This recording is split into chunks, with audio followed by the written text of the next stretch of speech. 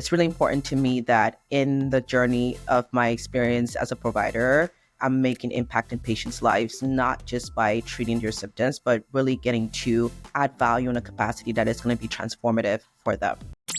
This is the Aesthetics Growth Podcast. Hey everyone, it's Bref back with another episode of the Aesthetics Growth Podcast, and today I am excited. We have an amazing guest, Dr. AnneMarie Fombu, founder of AnneMarie Aesthetics in Bellevue, Washington. She's built a highly successful practice, a highly successful med spa that blends not only wellness with hormone therapy optimization, weight loss, and a lot of other cutting edge treatments that we might learn a little bit about. For AnneMarie, one of the things that I loved hearing is that, your mission is about really helping patients to look better and feel better and to live longer, healthier lives. Super excited to get to meet you today. Welcome to the show. Thank you. It's a pleasure to be here. Thanks for having me. Yeah, absolutely. Well, I'm super excited. I know our listeners will be as well to learn a little bit more about your journey. How did it all get started? Maybe we can go back to the beginning of your aesthetics journey. Yeah, getting into the industry, I had known probably since college or high school that I wanted to be in aesthetics. And what was driving me into that is just the feeling of feeling fulfilled whenever I would help someone. And what better way than aesthetics in my point of view. So diving into aesthetics just was so fulfilling in that capacity because I can help our patients gain more confidence just by transforming them externally. But then over time, I started learning that the external confidence had to match what was inside as well. I can make a patient look the way they want to look, but they will still go home and have negative self-dialogue. That's where I started diving into hormones. What are some of the internal things that could be influencing our mindset? And that is where I'm at now, integrating what I do outside with what could influence inside so that our patients can feel better, look better, and live longer. I love that. And so many, things that you just said there as far as that look better, feel better, live longer. And I think we're seeing that kind of trend within the space is really tying together the different treatments and the ability to really help patients in that respect so much more than just the aesthetic side. What would you say has been, Dr. Fombu, some of that on that growth journey, some of the defining moments in your career?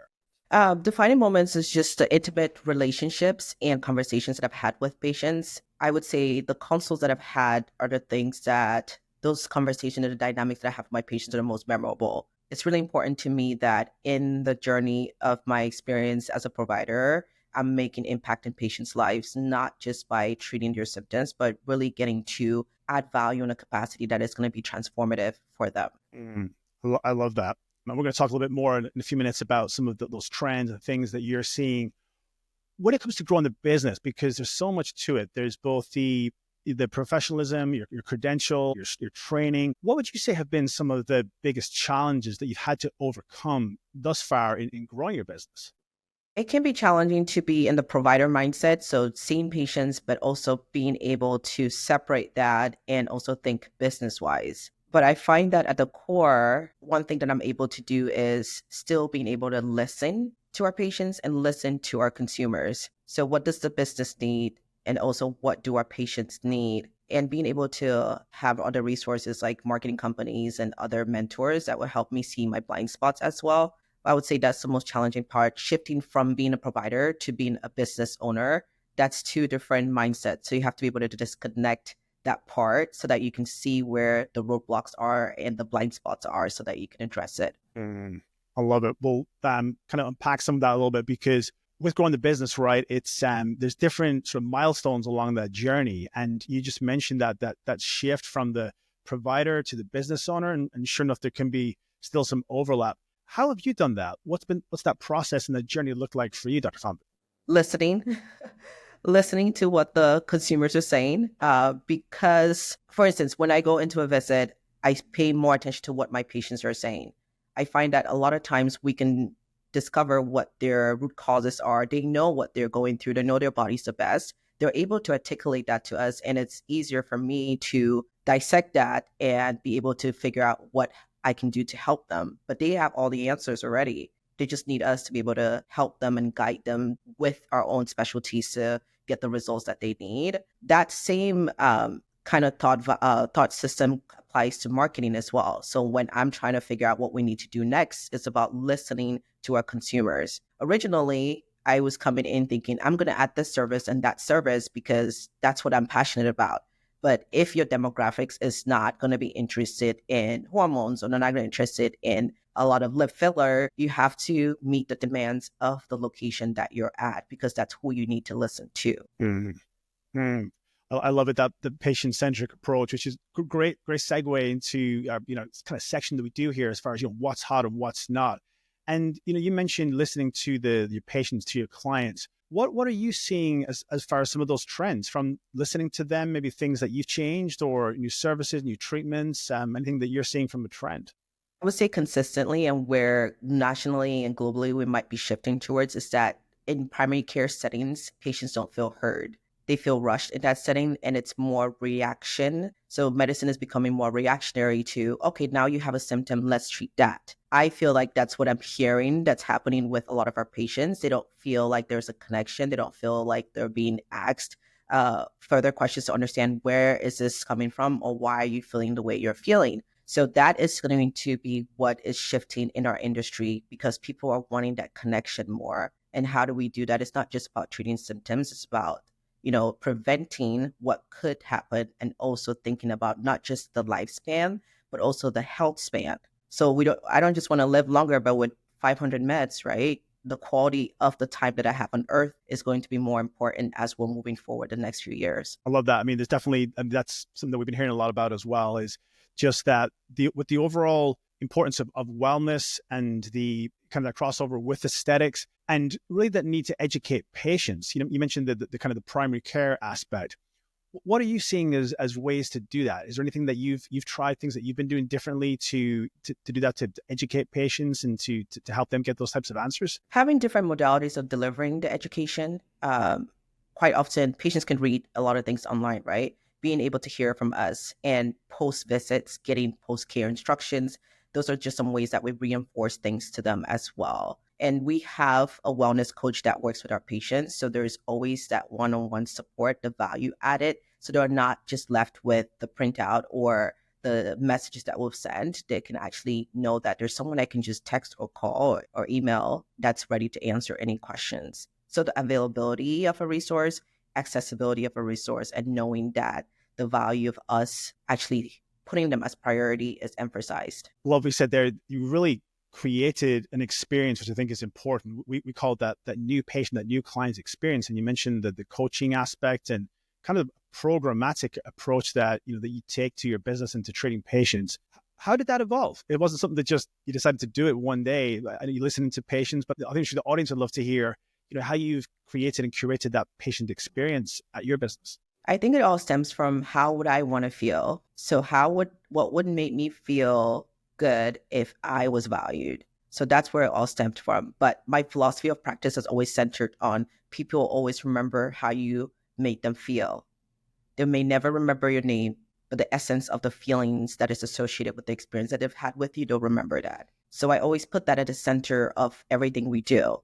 How would you feel if you were in this experience? So I emphasize that with our front desk staff, any staff that's with us, it's like, if that was your mom, how would it feel? So what is the right way? How should we have approached this in the terms of customer service? Yeah, 100%. With the choices that the clients and customers have today, that customer service, that patient experience is really key. You mentioned the staff aspect as well, and that can be one of the most challenging parts of growing any business. How have you done that and created a culture? I've obviously checked out some of your social media and the way that you communicate to the market.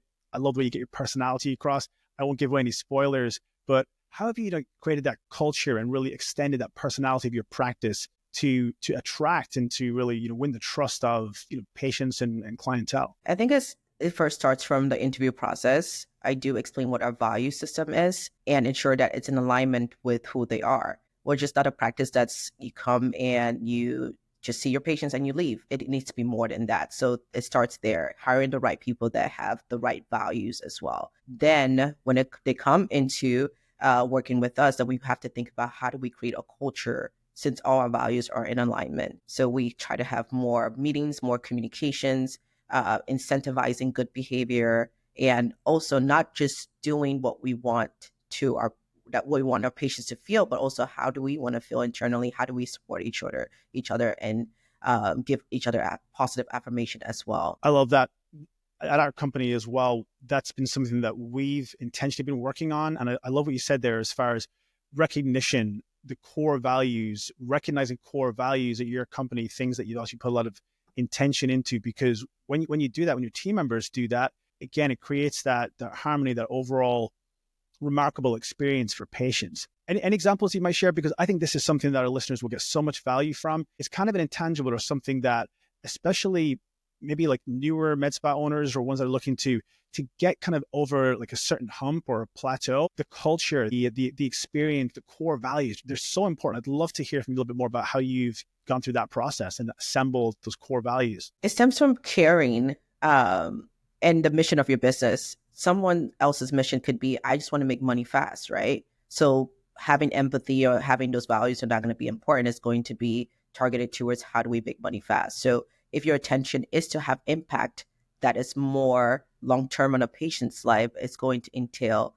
taking additional trainings, personal development, and ensuring that you're doing daily practices within the company, within your staff members, to ensure that the behavior is not just towards the clients or the patients, right? Because we have the tendency to be like, oh, we're going to do all the customer service to our patients, but then we're not even treating each other well as well.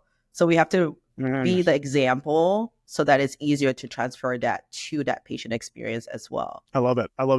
Any nuggets or anything that you'd be comfortable with sharing with listeners as far as even that piece, how, you said how we treat each other well. There's those dynamics internally.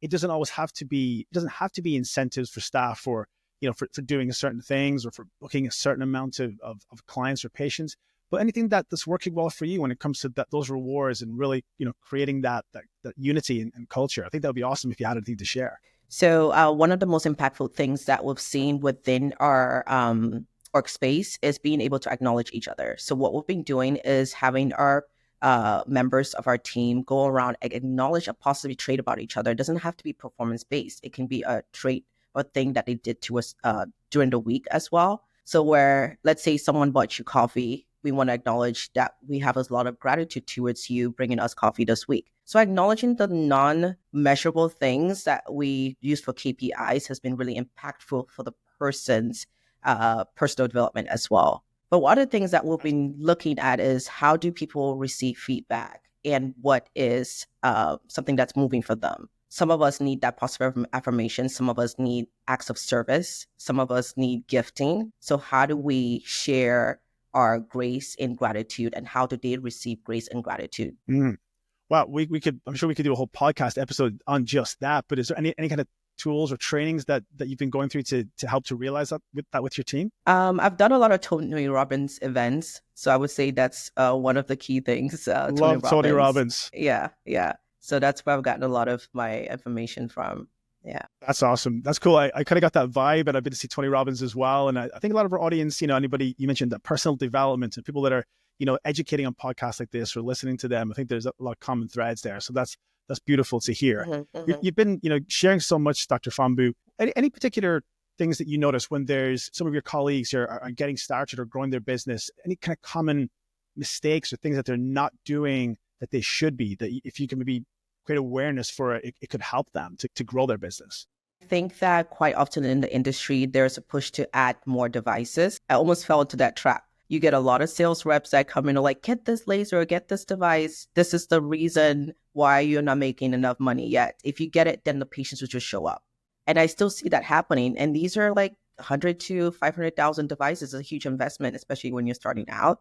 So I would say going back to listening to your pain points of the clients that you're serving, start there and learning what are they wanting and what are they expressing during your visits that they need that you don't have yet. Don't add things that they are not already asking for, especially when you're starting out. I think that's invaluable advice. And hopefully there's some listeners that will hear that before the next maybe high pressure sale comes at them, and to do just that, to listen to their clientele, to maybe poll them, to just ask questions, right? To find out, what are they looking for? You can grow your business in that respect versus, as you pointed out, the highly trained salespeople that come in with different types of equipment and that can put people in tough spots sometimes. So thanks for sharing that. Dr. Fombu, I've got a couple of quick fire questions for you right now. And I'd love to know, if you weren't doing aesthetics, if you weren't doing what you do right now, what would Dr. Fombu, what would AnneMarie be doing?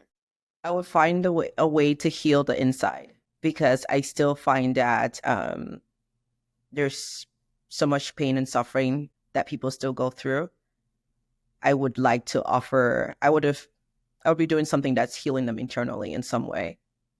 Beautiful. Yeah. Beautiful. So how about what's your go-to way to unwind after a crazy day or a busy week? Doing float tanks and meditations. So I need all the sensory deprivation, no stimulation, so that I can shut off my brain and meditating. I like that. The float tank sounds incredible. What a way to unwind. How about any specific or any favorite industry events that you love to attend? Any events with AmSpa, that's pretty popular. Aesthetic Next also has some great events as well. And I really want to attend some more marketing conferences, because I think that there is a lot of opportunity for us in the med spa industry to learn more about marketing, because it's getting more and more saturated. And I want to know what are the best ways and technologies or softwares that are out there that we could be implementing. Awesome. For sure. We can maybe share some resources in the show notes about some of that stuff. How would you, is there any particular piece of advice that stands out to you for the best advice that you've ever received? Be true to yourself. Love it. Yes, There's be true to yourself. A lot to unpack there. Yeah, because that in itself means that you know who you are. It's implied, right? Mm-hmm. So the person would need to make sure they know who they are in order to be true to themselves. Beautiful. That one is, especially in a world of aesthetics and a world of social media and comparison games, I think it's so important for people to not only hear that, but to remind themselves that be true to yourself, because every body is different as well. So thanks for sharing that one. How about the best piece of, if you could go back to the time machine and give yourself a piece of advice from what you know now, what do you think that might be? I've come to learn this, but anything is possible when you set your mind into it. I would say originally in my early stages, I would say to myself, well, maybe that's not possible. That's only possible for that person, but it's unlimited for you so far as you believe in yourself. So that's what I would say if I could go back, because there are many things that I didn't pursue, or I took more time because of that unlimited self-belief there. I love that. I'll just kind of parallel. One of my favorite expressions, I got this while I was backpacking years ago, was actually in Spanish, nada es segura, pero todo es posible. And it's very similar. It's, nothing is certain, but really anything is possible. So thanks for that share. I think that's beautiful. How about what else is coming up in your career? What's next? What are you excited about? Oh, I'm just so excited about the next stage of longevity medicine. Wellness has been around, longevity has been around, but how it's being implemented needs to be more patient friendly and empowering our patients to be part of that experience. So I want to figure out, how do I create a system where our patients are participating in their care, they're empowered by that information, and they can not only use the data that they have now, but we can make changes in terms of like hormones or weight loss or other areas of wellness and predict how their lifespan or health span could be 5 to 10 years from now. What changes can we make now that will innovate and change what the patient receives 10 years from now? I think right now what we have is, okay, someone has a symptom, or you come in for a wellness injection or whatsoever, but there isn't any data regarding that's personalized for that patient. If I were to do this many B12 shots,